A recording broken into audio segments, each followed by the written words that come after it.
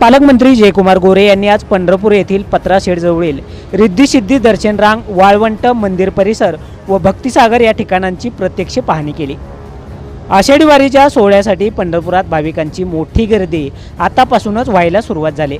गर्दीमध्ये व्हीआयपी वाहनांचा ताफा नको म्हणून प्रोटोकॉल बाजूला ठेवून ग्रामविकास मंत्री तथा सोलापूरचे पालकमंत्री जयकुमार गोरे यांनी थेट बुलेटवरून पाहणी केली। यावेळी त्यांच्या बुलेटच्या पाठीमागे दस्तूरखुद्द जिल्हाधिकारी सुद्धा बसलेले आढळून आले। यावेळी दर्शन रांगेत उभ्या असलेल्या भाविकांशी पालकमंत्री गोरे यांनी संवाद साधला व प्रशासनाने उपलब्ध करून दिलेल्या सोयी सुविधांविषयी विचारपूस केली। दर्शन रांगेतील भाविकांनी प्रशासनाने केलेल्या व्यवस्थेबाबत यावेळी समाधान व्यक्त केलं। पालकमंत्री गोरे म्हणाले की गेल्या 1.5 महिन्यांपासून प्रशासनाने आषाढी वारीनिमित्त भाविकांसाठी चांगल्या सुविधा निर्माण करण्यासाठी अथक परिश्रम घेतले आहेत।